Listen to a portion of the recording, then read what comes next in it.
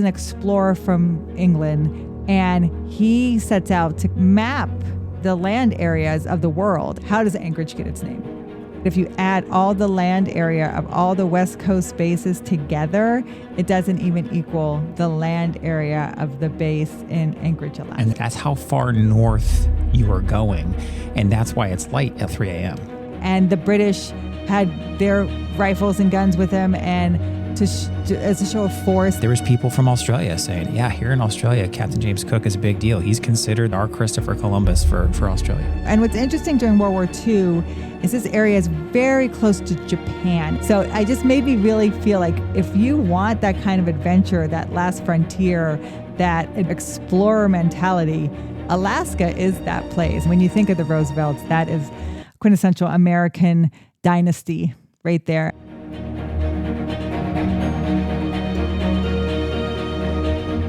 Welcome to Talk with History. I am your host, Scott, here with my wife and historian, Jenn. Hello.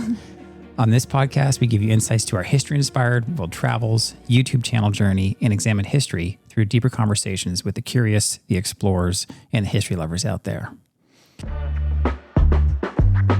We're talking about your recent trip back in April, a couple months ago, to Alaska.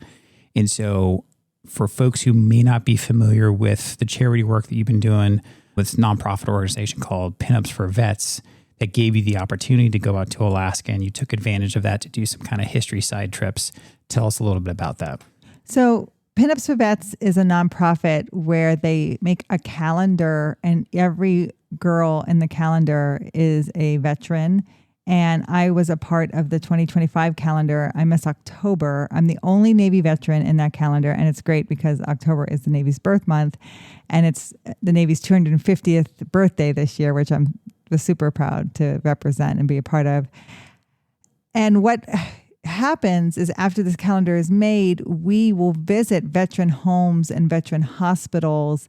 And we sign the calendar for free to patients and veterans there. And I've done the veteran home in Kentucky. I've done the veteran home in Mississippi. And I signed 100 calendars. I spent hours there.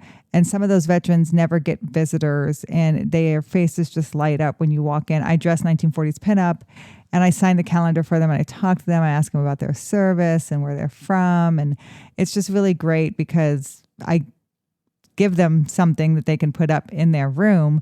But it's also great to talk about their service and thank them for their service and give them a visit when a lot of them don't get visitors. So the mission of Pinups for Vets was to visit all 50 states. And Alaska was the last state. We hadn't been to Alaska. So our founder, Gina, had set up this trip for 7 pinups to go to Alaska, visit the VA homes there, the base, the VFW. It was just a lot of different locations there. Plus, they have some veteran nonprofits there that take veterans out on excursions. And one of them was a glacier trip. So we got to do a glacier trip. So it was a great opportunity for me since I had never been to Alaska. I was asked to go. I was super honored to be selected. And so, yeah, I got to go to Alaska. I had never been to Alaska. So we flew into Anchorage and spent about 5 days in Anchorage. And like I said, we were like nonstop visiting all these places, dressed pinup the whole time, signed calendars, met people. It was fantastic. And while I was there, I thought I'll try to do some history. And I was able to do 2 things because our days were booked. But I was able to get the van one early morning, and before the rest of the girls woke up, I was able to get out and do 2 things. I visited the Captain Cook statue in downtown Anchorage, and I did the gravesite of Kermit Roosevelt, which is on Fort Richardson Cemetery, National Cemetery, which is on the base there in Anchorage. So I was able to do those 2 things before the girls actually even woke up. So if you see the videos, it's early morning. Because it's like summer, coming to summertime in Alaska, the sun rises very early. The snow's still melting. Yes. But it's bright. So like even at 3 a.m., 4 a.m., it was bright. So I could get out there. And even though it's freezing, I could film because you had light. So I was able to do those 2 things and do some history there in Anchorage. Yeah. And so to set the stage a little bit further,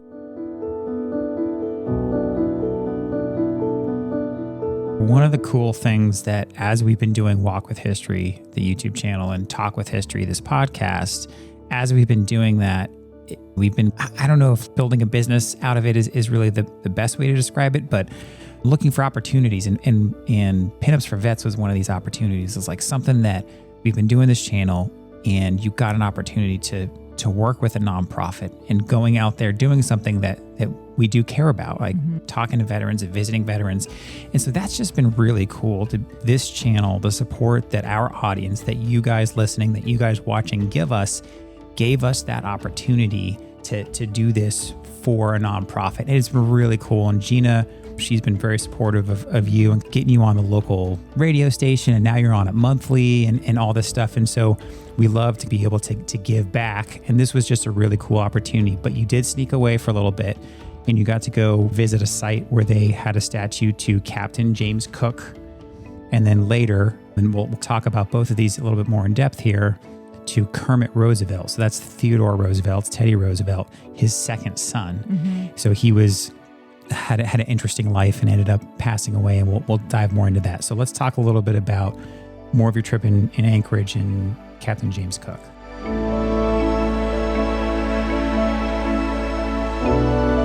So when it comes to Captain Cook, I knew a little about him. He's not as well known in America as we come to find out the Australians know him. So he is an explorer from England, and he sets out to map and the land areas of the world. And he's looking for a Northwest Passage. That's what his third voyage is. He does 3 voyages. The third one is for this Northwest Passage. And that's when he discovers Alaska. I would say he discovers it. There were indigenous people there, but he's the first person to map it. And he's mapping the coastline. And he comes to this inlet, which is now named Cook Inlet, and anchors and sends, he doesn't go himself, but he sends his first in command to the land to see who's out there and what kind of topography is out there. And because he anchored in that inlet, they named the town Anchorage in his honor. And so that's how I basically did his statue. That's how I basically found it and did the story. Because I was like, let's go to the basics. How does Anchorage get its name? Okay, it gets its name from this Northwest voyage of Captain Cook back in 1778. And it is the most populated town in Alaska. So it has about 300,000 people. That's more than any other town in Alaska. So Anchorage is probably what I would call the Mecca, where the people are. Yeah.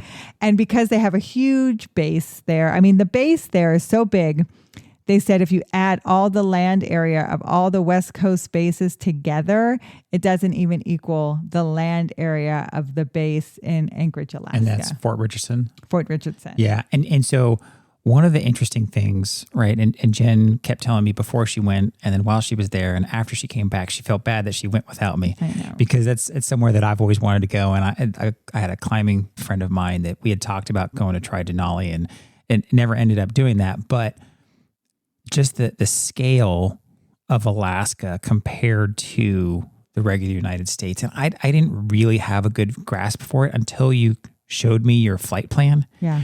You're flying from Memphis and you made your way to Seattle. And then from Seattle, okay, picture Seattle in your mind, those listening. It's another 4 to 5 hour flight from Seattle to Anchorage. That's how far north you are going. And that's why it's light at 3 a.m. Yeah. And I looked out the window flying across those little islands as you're going into Anchorage, because Anchorage is probably like middle Alaska on the south part. And so you're going to hit like Juneau and Sitka, like you're going to fly over all those little island inlets before you hit Anchorage. And so I'm looking out the window and I've never been here. It is so mountainous and beautiful. And that's why I was so sad, because I knew Scott would love this. If you don't know anything about Scott, Scott is a mountain man at heart, and he loves the mountains. He loves to climb. He loves to camp. He loves to hike. Like those are the things he loves. And I love him, so I go with him on some of those things. But this was like I know that this would be what Scott's dream would be. So even when you land in Alaska, the mountains are right there and they're snow-capped and they're beautiful, and the trees, and we saw moose like walking, like it's called the final frontier because it is the final frontier. And when you think of Anchorage, 300,000 people is the most populated town. There's all these villages and towns in Alaska that have couple thousand people here and there. So it was very interesting to be in this area where it still feels so untapped in so many ways. So I was like, let's do the basics, Captain Cook and the history of Alaska. So in Anchorage, in the south part of Anchorage, they have a statue to Captain Cook. It was put up in 1976, and it looks like a George Washington or something. He Classic pose. Colonial, right? He has the wig and the curls and colonial dress, and he's looking out to where he was anchored. And he was there with the Resolution. So he had the two ships with him, the HMS Discovery and the HMS Resolution. So he was on the Resolution.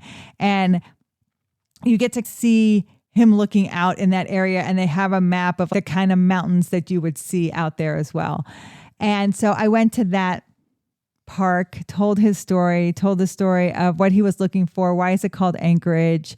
What happened when he came? He sent his first ashore. They met about 20 indigenous men, warriors, and the British had their rifles and guns with them. And as a show of force, they shot one of their dogs to show that they were the stronger group, and then traded with them a little bit, and then placed the English flag, like kind of said, we take this land in the name of the British, which is not a new thing for the British to do in any means. So, and then from there, they realize they keep going north, but they realize there is no Northwest Passage. They end up going south from there, and they make it to Hawaii, and that's where Captain Kirk is going to be killed.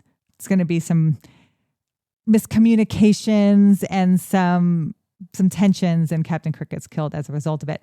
So telling that story, I learned more about Captain Cook and what he had done and the influence he had. But then afterwards, once we made the video, we had so many people from Australia who they credit Captain Cook with the discovery of Australia, discovery of New Zealand. And so they consider him like the Christopher Columbus. Yeah. Someone from Australia actually commented that. They were like, and that was something I wasn't expecting, because if you start dabbling in Captain James Cook history and stuff like that, you start reading about all his travels all over the globe. It's pretty incredible what he did and where he mapped and everything in a relatively short span when he's sailing around the world. But there was people from Australia saying, yeah, here in Australia, Captain James Cook is a big deal. He's considered the Christopher Columbus. He's our Christopher Columbus for Australia. Yeah. And he leaves on this voyage in July of 1776. So there's kind of like a little plaque there that says two big things happened in July of 1776. One is America declares their independence from the British, and another one is a British explorer goes looking for the Northwest Passage. And he gets to Australia right around it's like the summer, the end of 1778. And then he hits Hawaii. He's killed on Valentine's Day in 1779. So really interesting, like one of the last places he'll go before he hits Hawaii, the end of his life. But if you hang out in Alaska, what's interesting is they have these flags there. And one of them is the British flag. And so they fly the British flag, they fly the Alaskan state flag, and they fly the American flag. And they really hold on to this heritage of Captain Cook being there and planting that flag and Anchorage being named for it. Another thing I thought was neat, that if you've ever watched The Amazing Race, they said that season 12, like that was in 2007, and Scott and I haven't watched much Amazing Race, but we watched that one because we were just laughing at the people. Well, and we always joke too that if we ever got on The Amazing Race, everybody would be on Team Scott pretty quickly because I'm always the Mr. Cool, Calm, and Collected, and Jen's emotions are never hidden, and so we always joked about that. Oh, it would be so fun if we both got on The Amazing Race, and you know. So this statue's in the finale of Amazing Race 12. Oh, that's cool. So they got to make it. I think they say something like Cook's Eye. Go to where Cook's Eye was or something like that. And people have to make it to this statue. That's cool. In Anchorage. So I thought that was neat. So just a little history, like in case you're ever on one of those races and you're like, oh, Captain Cook, he's associated with Anchorage. It's what it's named for. And he's the first person to map the coastline of Alaska. Yeah. And I think one of the interesting thing is he never actually stepped foot in Alaska. He sent his folks. They did their thing. I can't imagine they were around for too long. Mm-mm. And then they took off. They took off looking for the Northwest Passage, and then eventually made a U-turn and went down to Hawaii. Now from there, I think you did this all in the same morning. I did the same And morning. So you went out to Fort Richardson, which is what you mentioned, just this massive, massive Army base.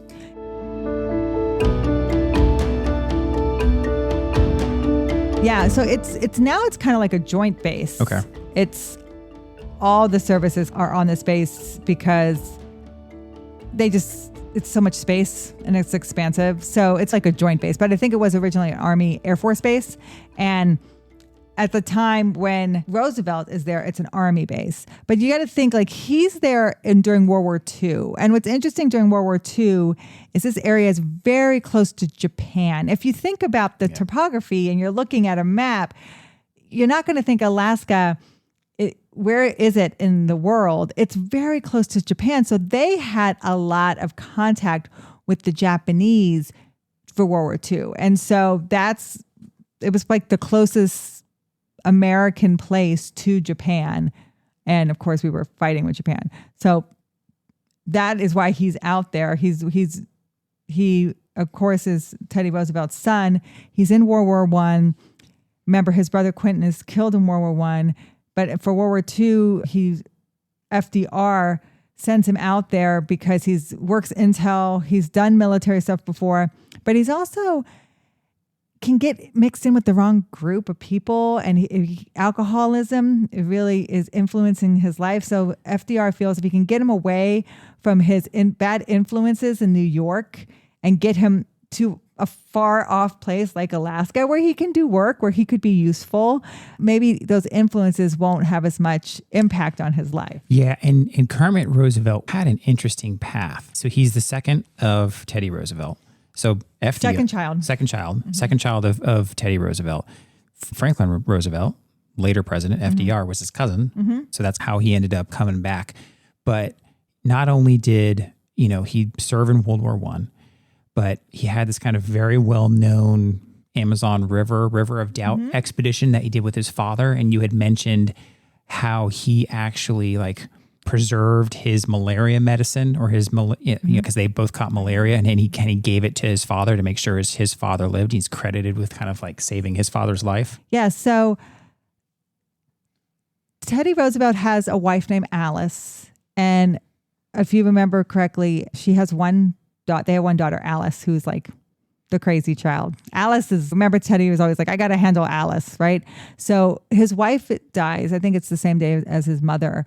And I remember he writes, the light has gone out in my life in this diary. So Alice only has one child. And then he marries again, Edith Kermit Roosevelt. And so that's where he has the rest of his children with his second wife. And so their first child is Kermit, after her maiden name. Yep. That's where he gets the name. And he is, for all intents and purposes, a presidential son. He goes to Harvard, completes 4 years of Harvard, and serves in the military. He's a successful businessman.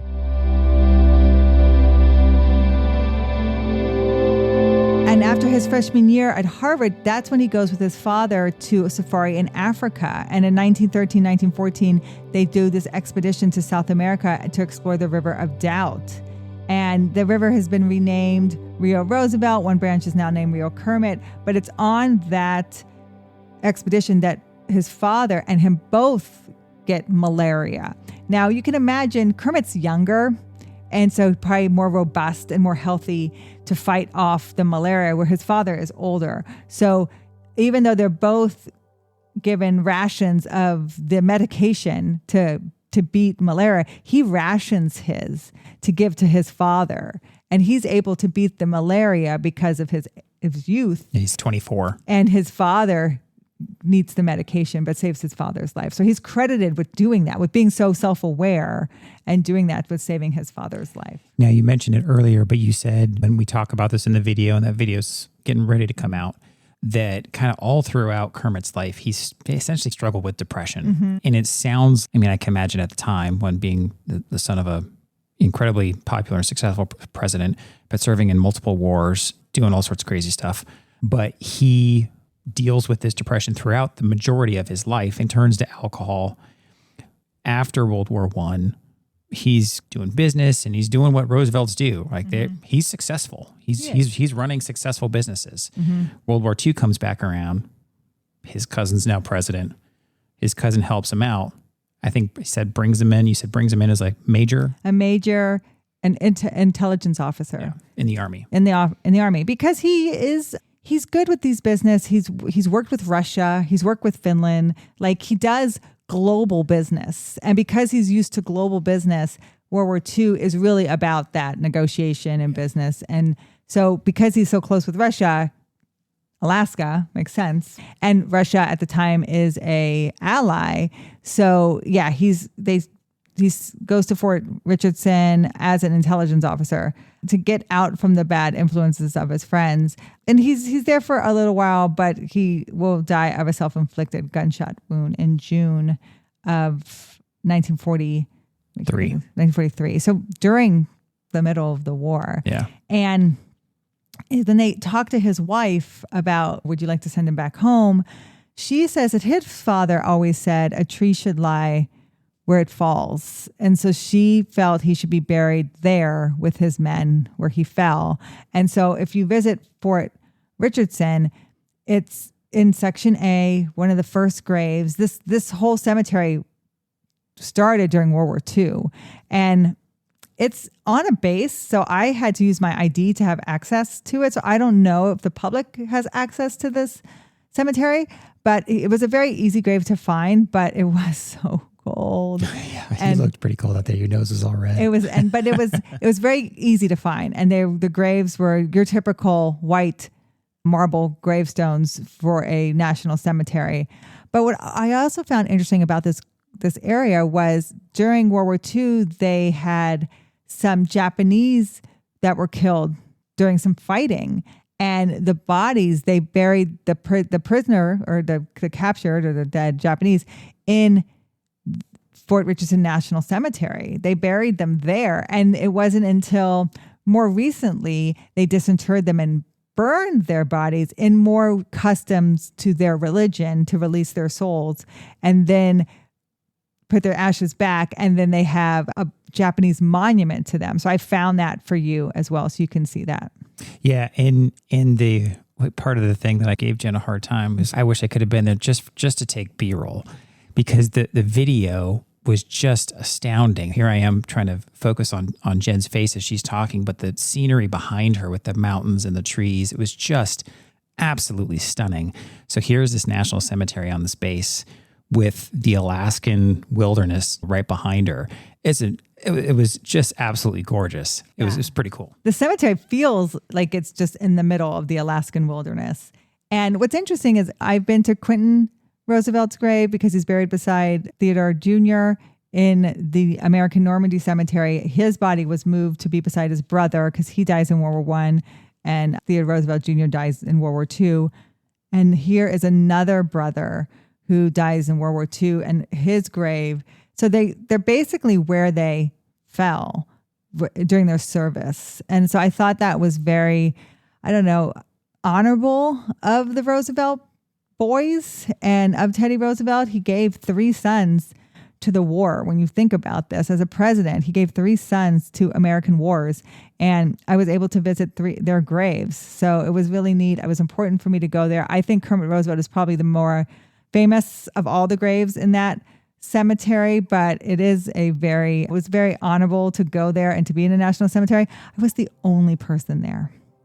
So when you're in Alaska, like when you think about it, a town of 300,000, how many people are on the base? Yeah. And then how many people, even when I drove there, I was like the only car for a long time. So it's one of those places that you really have got to be self-sufficient, because if something happens, like you're saving yourself. So I just made me really feel like if you want that kind of adventure, that last frontier, that explorer mentality, Alaska is that place. I really felt that there. Yeah, no, it was beautiful. I encourage you guys. I'll link the videos down below, but look into, I think there's plenty of books about Captain James Cook. In fact, I think I'm going to pick some up myself. But the learning about the Roosevelts and kind of what Teddy Roosevelt's sons did is been pretty fascinating. It was cool that you got to go visit Kermit, because here you are visiting Kermit in Alaska, then the other brothers all the way in France at Normandy. Yeah, so it's pretty wild where our opportunities have been able to get you to explore some of the history out there. Yeah, I'm very honored. I'm very honored to tell their story. I mean, when you think of the Roosevelts, that is quintessential American dynasty right there. And so to be able to visit the sons that have served of that family, it really was an honor for me. Yeah, no, it was beautiful. Again, I'll link it down below. For those listening, for our audience, if you guys want to support the podcast, you can go to talkwithhistory.com. There's a support link down below if you want to leave us a tip, buy me a coffee, buy us a sandwich, buy us some gas money. Or if you want a little bit more resources, you can go to thehistoryroadtrip.com. I try to send out a newsletter occasionally, try to include some maps links to the locations where we visit. If you guys ever want to go visit these spots themselves, you can get a little bit more resources there. But thank you so much for listening, and we'll talk to you next time. Thank you. This has been a Walk with History production. Talk with History is created and hosted by me, Scott Benny. Episode researched by Jennifer Benny. Check out the show notes for links and references mentioned in this episode. Talk with History is supported by our fans at thehistoryroadtrip.com. Our eternal thanks go out to those providing funding to help keep us going. Thank you to Doug McLiverty, Larry Myers, Patrick Benny, Gail Cooper, Christy Coates, and Calvin Gifford. Make sure you hit that follow button in that podcast player, and we'll talk to you next time.